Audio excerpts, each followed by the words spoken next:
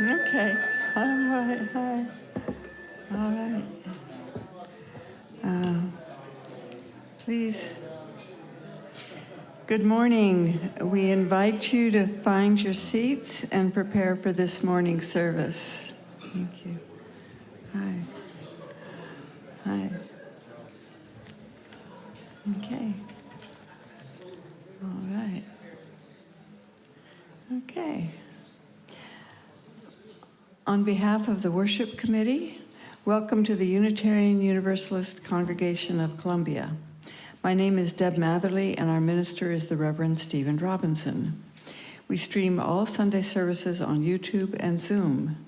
You are always welcome to join us in any way you choose. For more information about UUCC, please visit our website at uucolumbia.org and follow us on Facebook and Instagram. We also provide weekly email updates every Thursday. We welcome families with children and provide childcare during our service for infants and children up to the age of 4.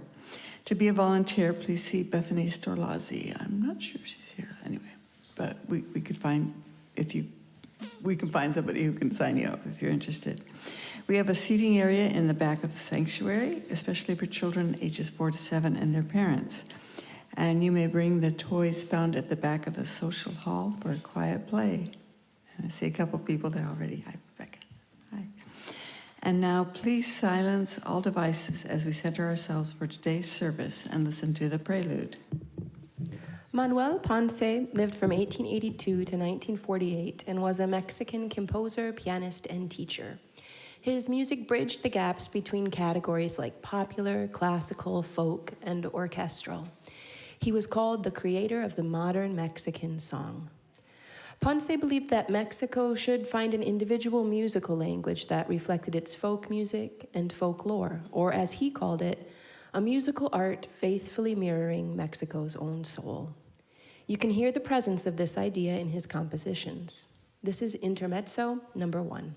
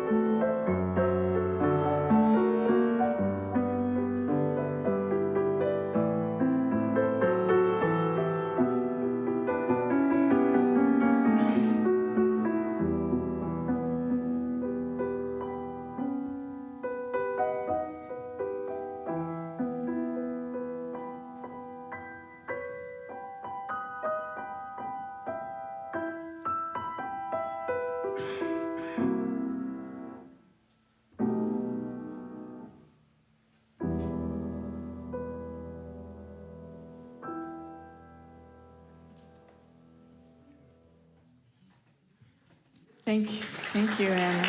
Okay.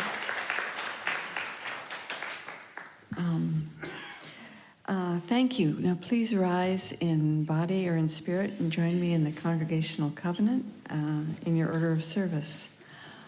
Love is the doctrine of this congregation. The quest for truth is its sacrament, and service is its prayer. To dwell together in peace, seek knowledge in freedom, and serve others in community. Thus do we covenant with one another. Please be seated. Unitarian Universalism is a diverse and non-creedal religion. Our community is founded on deeds, not creeds. We are a covenantal religion, meaning we don't have to believe the same to treat each other the same, with respect, equity, dignity, and compassion. We place love at the center of our values, embracing and welcoming all people. Our board members and committee chairs welcome your questions and comments, as do all of us, really. Board members wear green name tags. We would like to welcome any guests or visitors here today. And so Ryan Kern, could you pass the microphone? And if you're willing and able, please raise your hand and share your name and where you are from. And if you have guests with you, please feel free to introduce them. Do you have anyone? Good morning. Y'all know me, but you may not know my sister, Sandra, although several of you may. She lives in Greenville, but Helena interrupted our plan, so we're here, surprise, after all. Okay. I'm also a UU member up in Greenville, and we call ourselves GOOF, which is the Greenville Universal Unitarian Foundation. All right. Okay. Great. Thank you. Yeah. Obviously, many of us don't have no power, but we have a lot of trees on how. Not me. I'm blessed. I am blessed. I have nothing wrong with my house except for that it has no power, but I have a lot of neighbors and friends and that are not as fortunate. So keep them in your heart. Okay. Thank you. Thank you. Okay. You've already had to deal with me. I'm Buddy. But Damien found us for the first time today. So everybody come say hi to him. Okay. Hi. Thank you. Okay. Any other? All right. Well, is there somebody? Okay. Thank you very much, Ryan. And visitors, if you want to know more about UUCC, please fill out a visitor card and just find it in the back of the chair in front of you and place it in the collection plate, and we'll then email you about our events. Visitor, okay. Now today's chalice lighter is Shane Randall. And okay.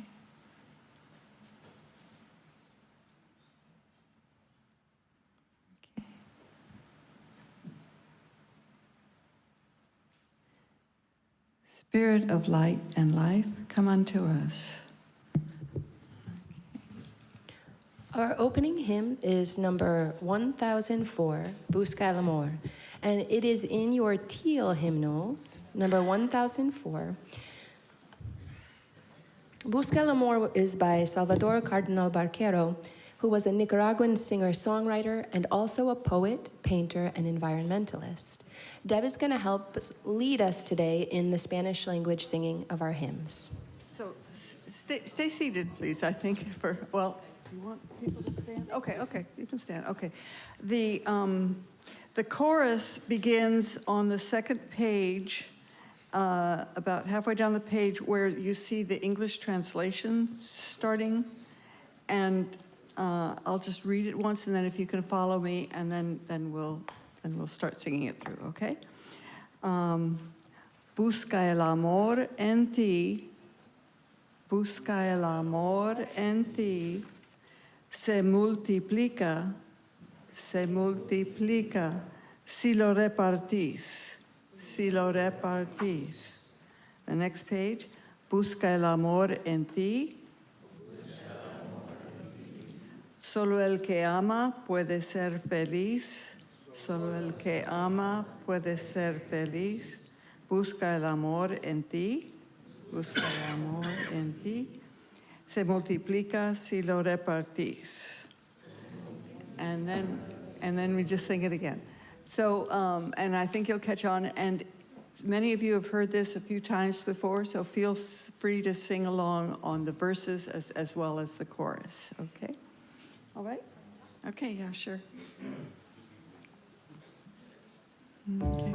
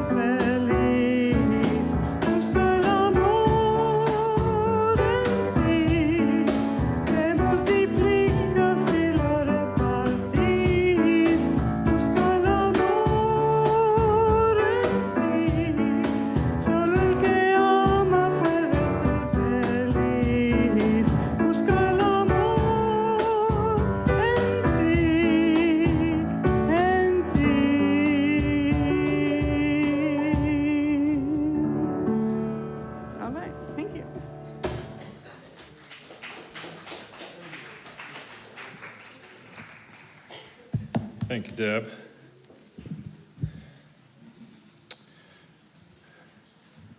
We are celebrating today National Hispanic Heritage Month. And so this holiday stretches, this reflection stretches from the midst of September to the midst of October to really capture a lot of the celebration of Independence Days around different Latino countries. So this is our opportunity to incorporate that into our service here today. Our opening words come from the Supreme Court Justice, the Honorable Sonia Sotomayor, when she was questioned about her approach to judging. She says, "The process of judging is enhanced when the arguments and the concerns of the parties to the litigation are understood and they are acknowledged. That is why I generally structure my opinions by setting out what the law requires and then by explaining why a contrary position, sympathetic or not, is accepted or rejected. This is how I seek to strengthen both the rule of law and the faith in the impartiality of our justice system. My personal and my professional experiences help me listen empathetically and understand, with the law always commanding the result. That is the central part of judging. What my experiences on the courts have reinforced for me is that the process of judging is the process of keeping and open mind.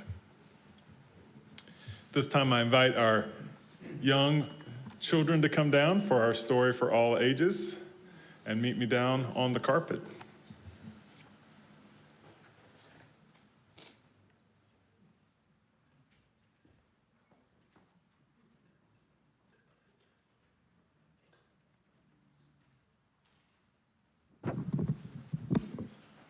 Good morning.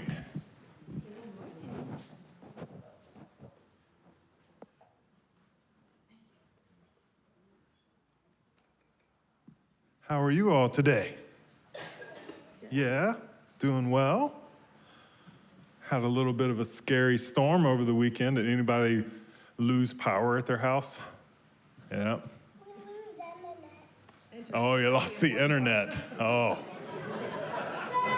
Oh, forget about the power and the water. The internet was gone. What will we do? How will we go on? Oh, you had to play things and not watch YouTube. Man. You know what? Those adults are laughing, but they were complaining about the same thing. You're like, I'm just staring at the walls.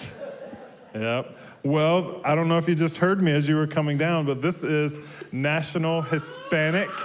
Oh.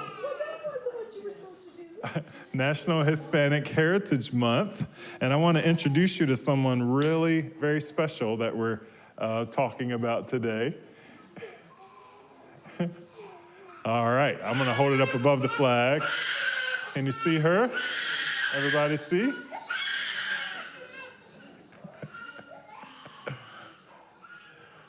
This is Sylvia Mendez, and she is someone that we're talking about today in our service and celebrating as National Hispanic Heritage Month. Can everybody see? Nope, she's still alive. Where is she? She lives in California. So long way away from here, right? But why we're talking about her today, you see she's holding a picture of her parents.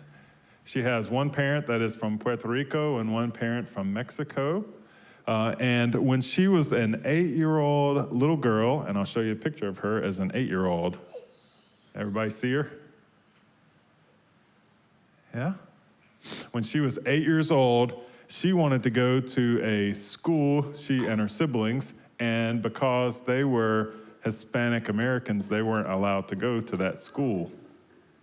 They had to go to a different school, miles and miles away. It was called school segregation. And the cool thing is, her parents said, you know what? That's not going to happen. We're going to fight. And so they fought and went to court with a few other families that they gathered together, and eventually they were able to make sure that she could go to the school that she wanted to go to. Can you imagine wanting to go to a school and being told, hey, you can't go to that school because of who you are? That would be horrible, right? But her parents fought and helped her and her siblings, what they call desegregate that school in California so that all the kids from all the communities could attend that school together. And you know what she did? She became a nurse later on in her life, but she dedicated her entire life to teaching people about the valuable lesson of equality and freedom.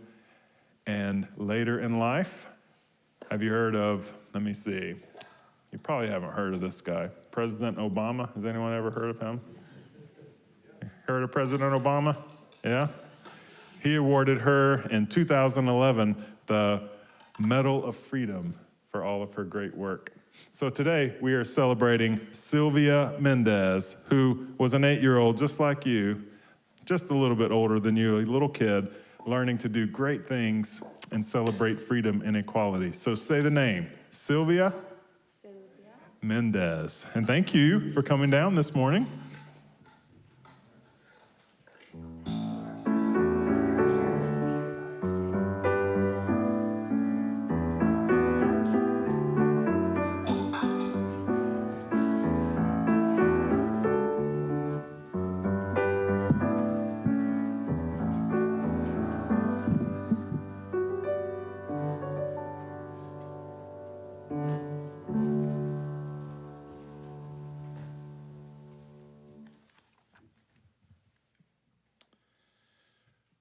So we know he doesn't like the lack of internet, huh? Really ticked him off.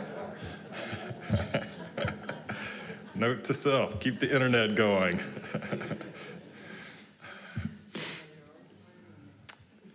This morning, it's my pleasure as we prepare for our offering to, let's stop and do our candles of community first. Sorry, getting ahead of myself. So as we prepare for our candles of community this morning, this is a time to celebrate the joys that we are holding as a community, and also to share those concerns, those deep things on our heart with each other as well. We have 7 candles in our foyer that we use to light these. And so if you have one this morning, I invite you to get ready to light a candle and share briefly your joy or concern. I'm going to lead us off with a celebration from Tim Vandenberg and Tiffany Rushton. They want to say a congrats and gratitude for their amazing daughter, Danielle, who turned 16 on September 23rd. So we like this to celebrate Danielle.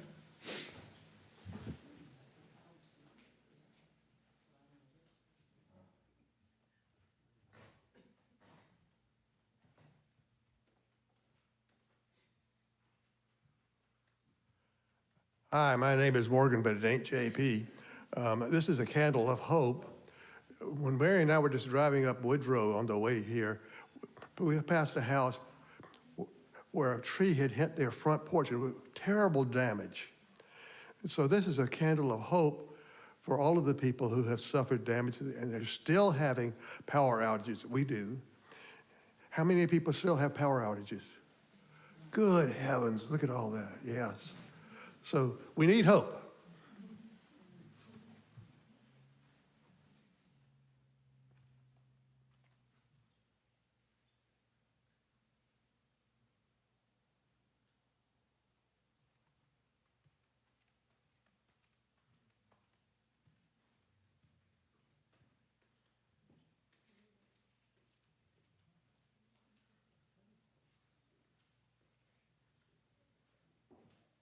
Hi, I'm Joan Watterson. Both of my children live up in the Asheville area. I spoke with them both of them, about noon on Friday, and at that time, both of their houses were okay, and their vehicles. There was a river running through beside Benji's house on each side, but he was safe and okay. Jonathan and his wife Lauren have a horse farm in Barnardsville. They were sitting up on top of the hill looking out the window watching the river go through their farm. The barn flowed away. 2 trailers, their outbuildings, but the horses are okay. Or they were at that time anyway, and they're okay. Haven't been in touch, but please send positive thoughts for them and for everybody up all over that were affected by Helene. Thank you.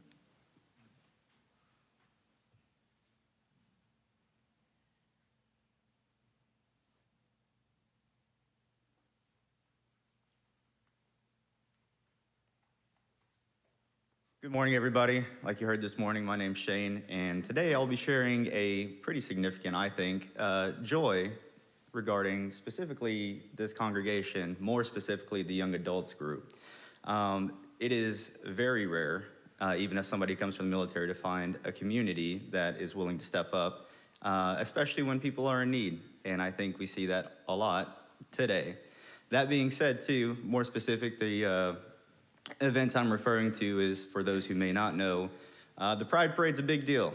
Like to get involved, and then there were this year there were some questions as to whether or not we were going to be able to do that. However, the young adults group stepped up, and we're going to make it happen this year.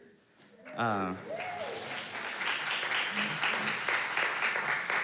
being said, if you want more information about volunteer stuff, you can just find me afterwards. But yeah, happy to see it.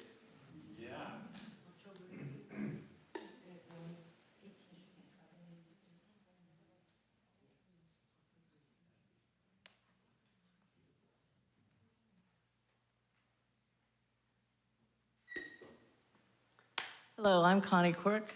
This is a Pride Parade sign-up.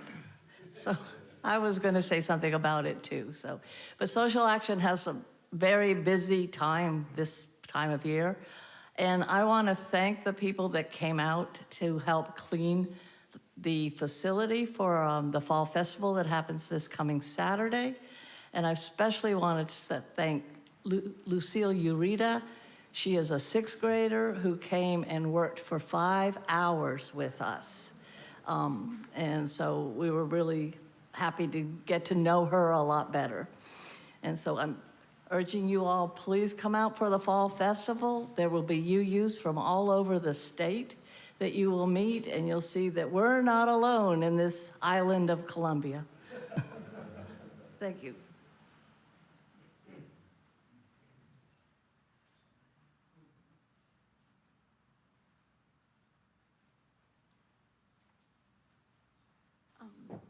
I didn't grab a candle, but I did want to let you know that I was able to visit Elizabeth Harris yesterday. She's at the Wildwood Town Center now, and she would appreciate visitors. She's working on recovery. So anyway, thank you.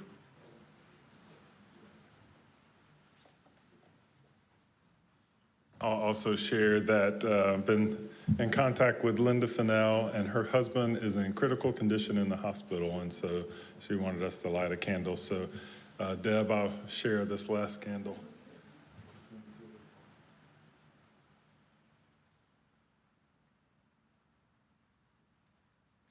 And of course, we always create a space for our silent joys, concerns, things too intimate to share, even in this community.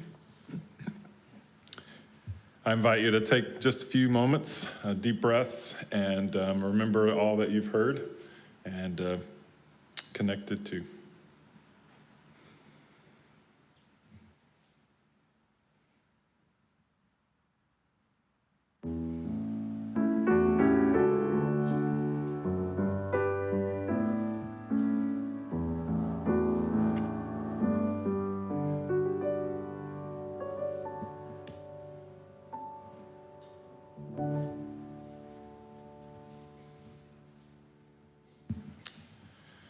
Now it is my pleasure, as we prepare for our offering this morning, to welcome our new executive director, about 6-7 months into the job, of executive director of the Harriet Hancock Center, Christina Picozzi, to come and share about the good work.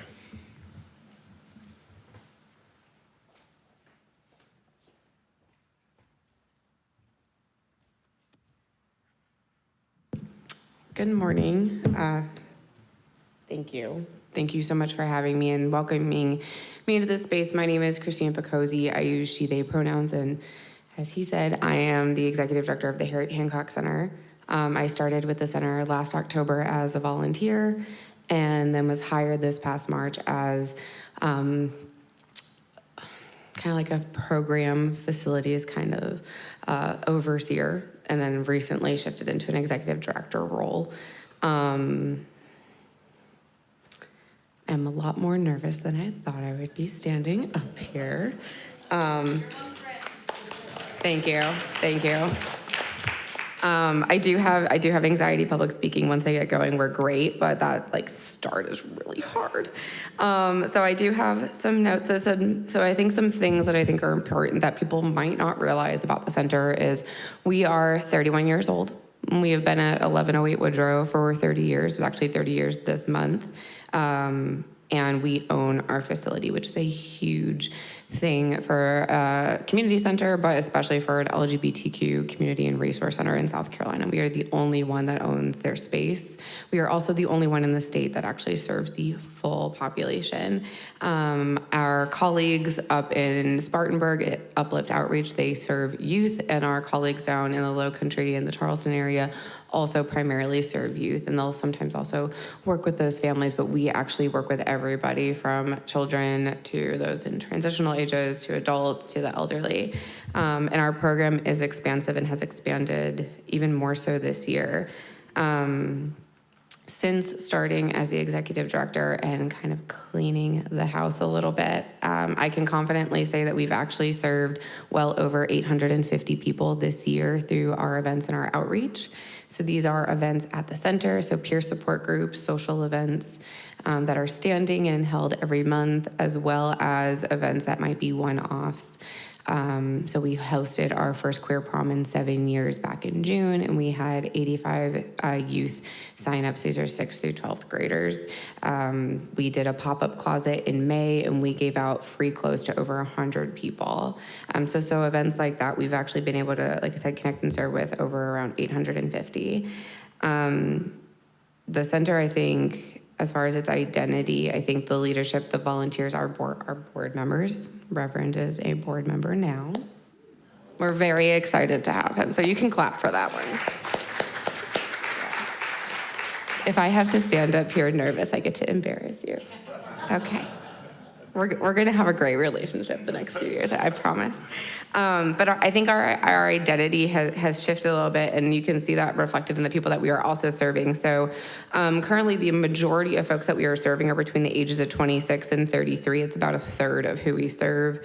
49.8% of those that we serve are transgender, or gender nonconforming, non-binary, or gender expansive. 23.8% of those that we serve identify as bisexual, which is the largest of those that we serve, followed by, just over a 10th lesbian, over a 10th that identify as queer, over a 10th that identify as gay, and a 10th that identify as pansexual. And then we also have our allies that also matter, that come and support us too. But I think those were numbers that we thought were so interesting, because the organization had started by Harriet in honor of her son. And so thinking back to different challenges and significant harms that have happened to the LGBTQ community expansively, there's been a lot that has happened to gay men. And so to see this transition of how are we actually serving the community as a whole, and who is showing up and who is needing those resources, we thought it was really interesting, a really large shift of who is actually coming. As I mentioned, we have a variety of events that we host on a regular basis. So if you haven't been to the center in a while, I would definitely encourage you to do so. This Tuesday, off-site, we actually have a percent night. Groucho's down in 5 Points is going to donate 10% to us. So that's on Tuesday. Next Sunday at the center, we are going to do our monthly potluck. We do have registration. It's on our community calendar, which is on our updated website. We will also be at the Pride Festival. So we actually host and present Family Pride, which is concurrent with the larger festival. And so that's on Saturday, October 19th from 10 to 3:30. And that is for all ages. But obviously there is more targeted programming for our youth under 18. And then we're also going to be hosting Halloween and queer trivia at the Hoot here in the Rosewood area. On the 22nd, and they will also be donating 10% of what comes in from that night to us as well. So I think all of that to say is that we are doing so much more than we've ever done, and we want those that are in community with us, our allies, to come and spend time with us, get to know us again, get to know our volunteers. We have over 30 volunteers. We have almost 10 new board members on our staff, on our leadership team, as well as myself. And so I think the work that we are doing, well, I don't think is necessarily groundbreaking. I think it is new for us. And so for those that might think they know who we are, I would ask you to come and chat with us again, because I think you might be surprised at what we're doing now. So thank you.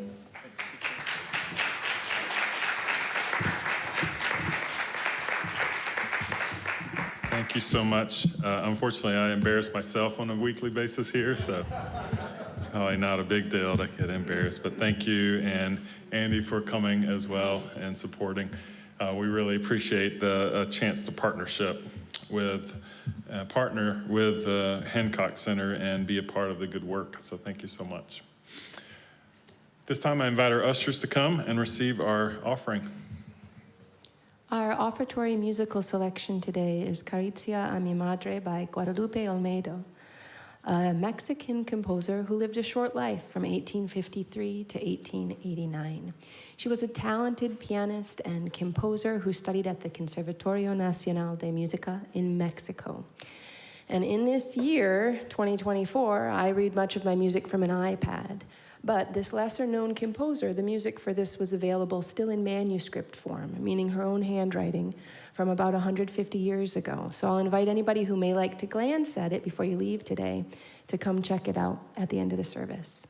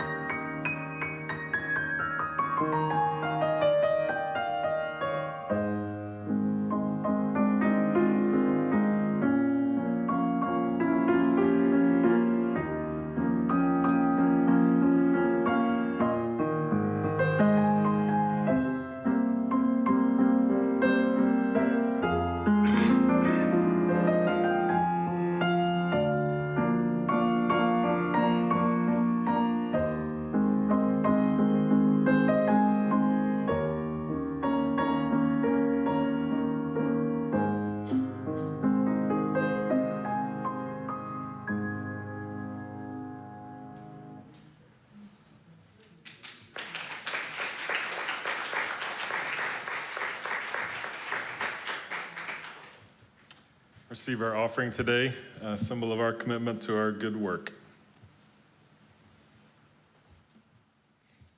Thank you, Anna, as always, for beautiful music that gives voice to this month and this celebration.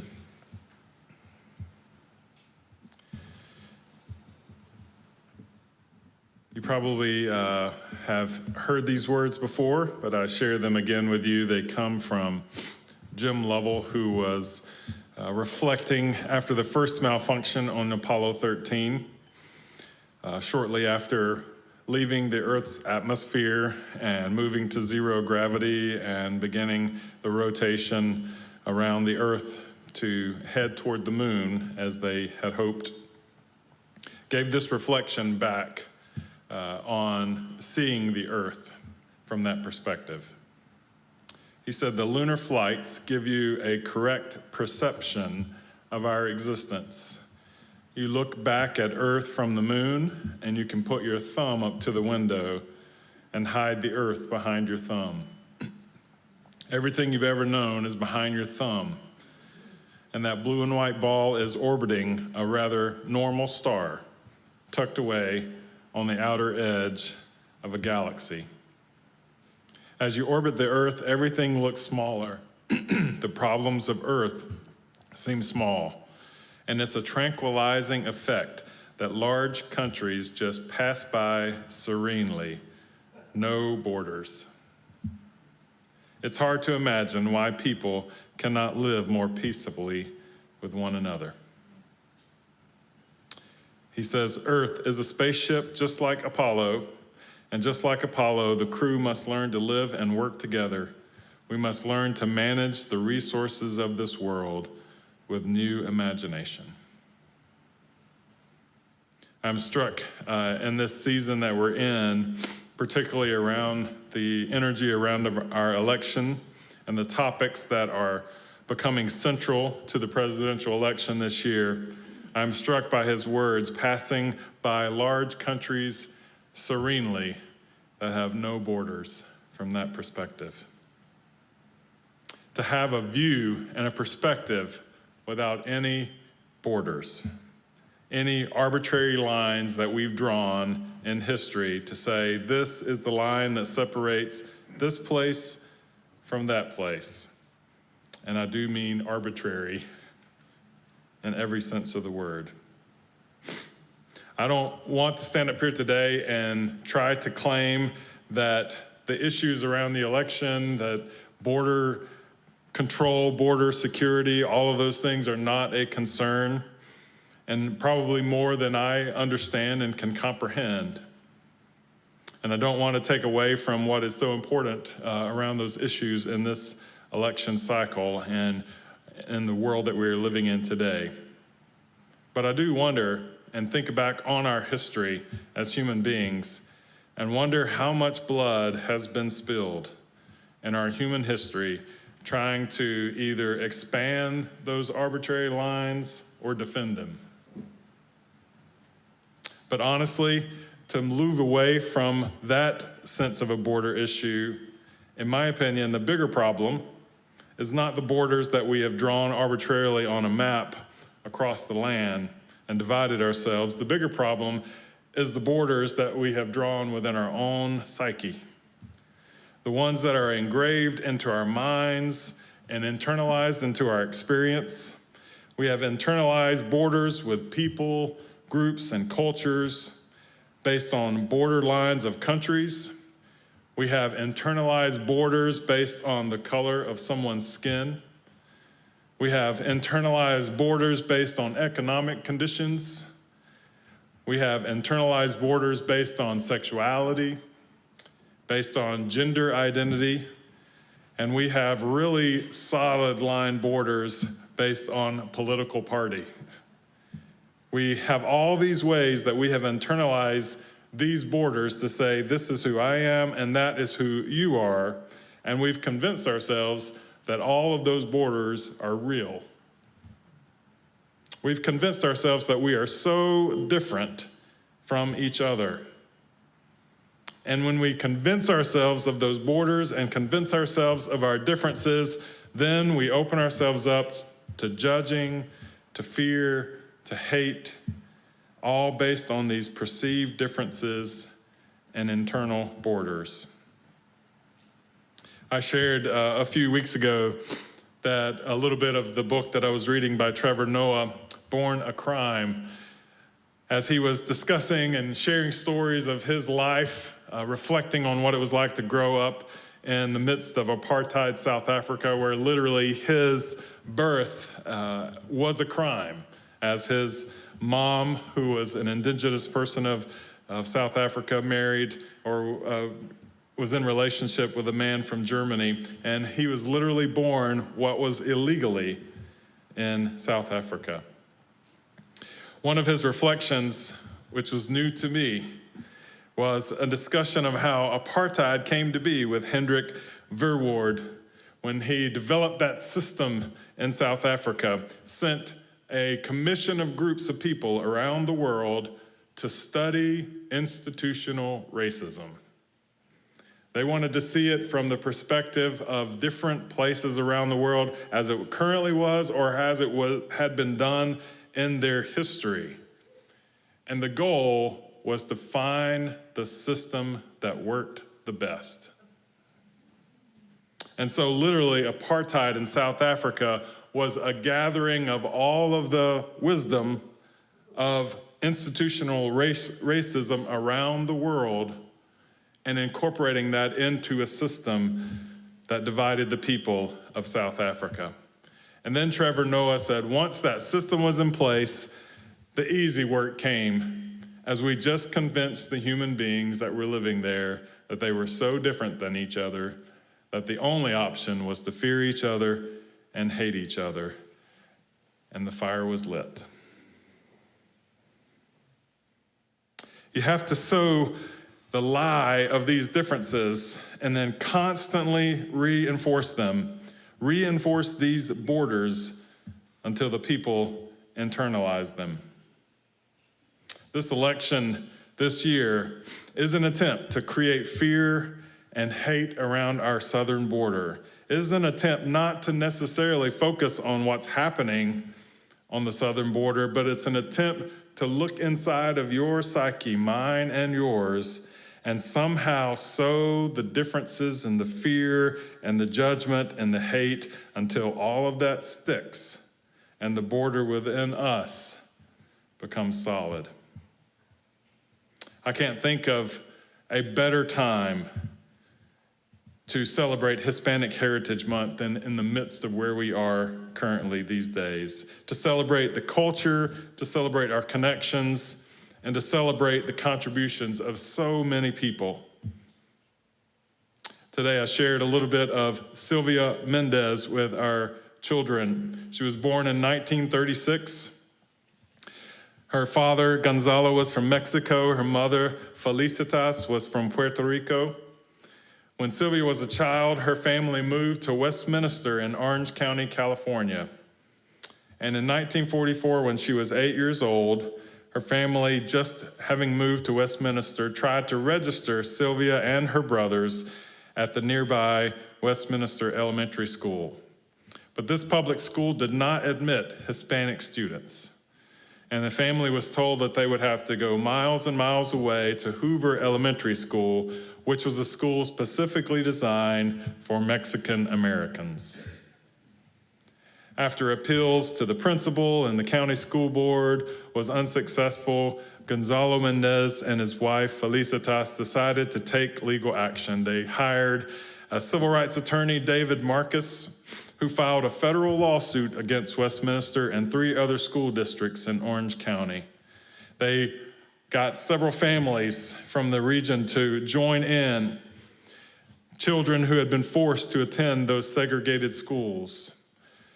Their attorney, David Marcus, argued that segregating children based on ethnicity was a violation of the Equal Protection Clause of the 14th Amendment. He also stated that segregating the children was detrimental because it interfered with their ability to learn and it made them feel inferior.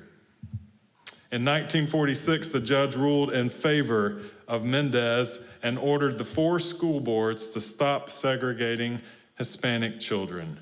And then the next year, the appellate court in California outlawed all segregation in all public schools in California.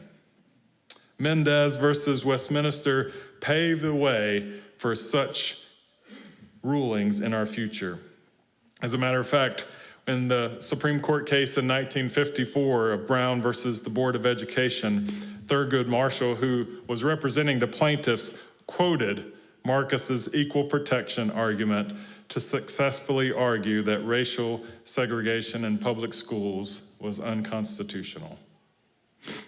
Mendez then grew up to become a public health nurse, and she devoted her life to providing care and education around the impact of segregation.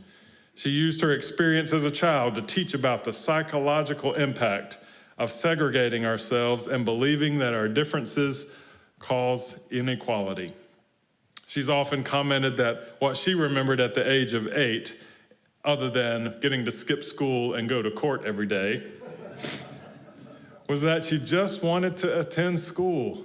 And she had no way as an 8-year-old to wrap her mind around why she was different than anyone else that was attending that school. She struggled to understand the difference. And she says, at this age where she is today, I believe at the age of 93, she says, I still don't understand how we can convince ourselves that we are that different. In 2011, President Barack Obama awarded her the Presidential Medal of Freedom for her lifelong work with civil rights. This is what we need to celebrate. This is what we allow ourselves to focus on, that breaks down those internal borders that we have built, and we realize the contributions and the connections from Hispanic Heritage Month. And the hard work for us then is to somehow deprogram ourselves from these borders that have burned into our psyche. Our only hope is to let this chalice of love and justice blaze powerfully until all of those made-up borders within us have been turned to ash. While the candidates in our election argue about the problem with our borders, maybe our role is to commit ourselves to the work of building connection and building community. Maybe we can be like Jim Lovell and break free somehow from the atmosphere of our current earth in 2024. Break free long enough to see a perspective and see that it's really all just made up. All these lines we've drawn, all these differences that we see, all this racism and prejudice, all of these things, these fear and this hate that we've built into our system until it's become second nature, all of that is just made up. And if it's just made up, maybe we have a chance to undo it. All the things that we see as differences that divide us can easily be transcended by the humanity that connects us. So as the candidates are coming up with their plans to fix the border problem, honestly, the border problem begins with you and it begins with me. It begins with choosing to tackle what is inside of us and to choose change. May that be our good work.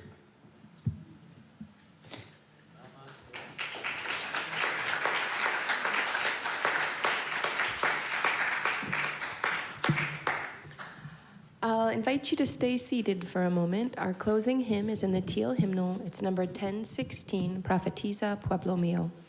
Deb is again going to lead us in the Spanish language singing of the hymn. And let me tell you just a couple of things about the special songwriter of this.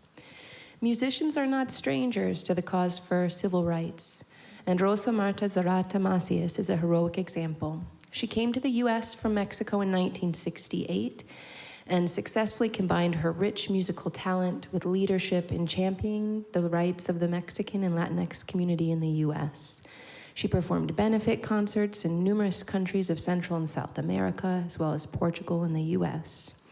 And in 1985, she was the co-founder of the California-based Immigration and Citizenship Project, Libreria del Pueblo.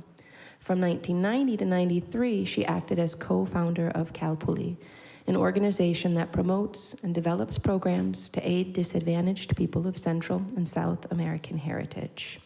Profetiza Pueblo Mío was written in 1975 and first sung at the Second National Convention of Spanish-speaking Catholics in Washington, D.C. Great. Okay. We'll read the words first. You can repeat them back. Then I'll sing the chorus through once. Then we'll sing it together once, and then I'll go into the verses, and we'll be singing the the chorus like 5 times, so it'll be good. So we should get a good handle on it. It should pick it up pretty quickly, okay? So let me go through the phrases first. Profetiza, pueblo mío. Profetiza, pueblo mío. Profetiza una vez más. Profetiza una vez más. Que tu voz sea el eco del clamor. Que tu voz sea el eco del clamor de los pueblos en opresión. Los pueblos en opresión. Profetiza, pueblo mío. Profetiza, pueblo mío. Profetiza una vez más. Profetiza una vez más. Anunciándole a los pobres. Anunciándole a los pobres una nueva sociedad. Okay, I'll sing it through once and then we'll sing it together and go forward, okay?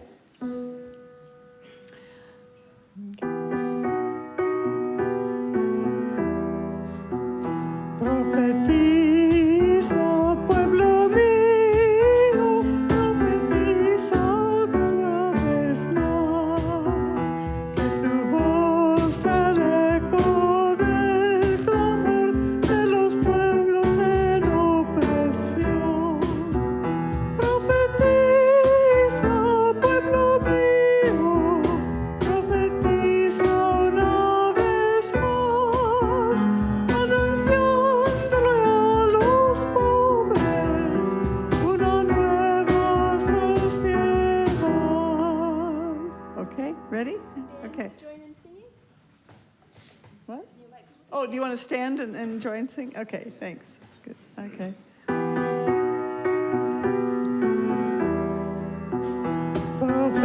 Profetiza, pueblo mío, profetiza una vez más, que tu voz sea el eco del clamor de los pueblos en opresión. Profetiza, pueblo mío, profetiza una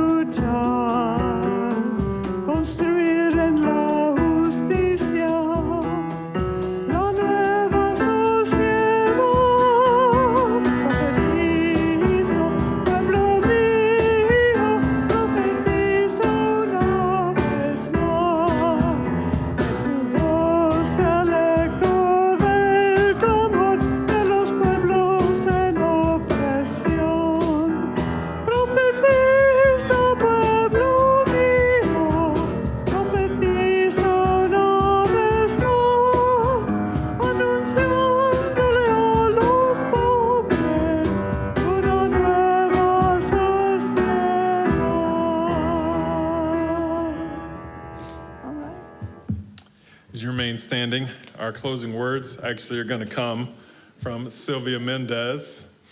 She reflected back on being an 8-year-old in the courtroom one day and laughing and talking during the proceedings with her siblings, and her mother leaned over to her and said, "Sylvia, do you know what we are fighting for?" And she responded to her mother, "School?" She said her mother rolled her eyes and said, "One day you will know." The next day, she was sitting there quietly because she was trying to behave, and her mother leaned over to her and said, "Sylvia, have you figured out what we are fighting for yet?" She said, "School?" And her mother said, "One day you will know." And on the day she received her Presidential Medal of Freedom, she said, "I've been in conversation with that question all my life. And my answer to you, Mom, is that we are all individuals, that we are all human beings, that we are all connected together, and that we all have the same rights and the same freedom. That is what we're fighting for." Please join in singing our congregational benediction.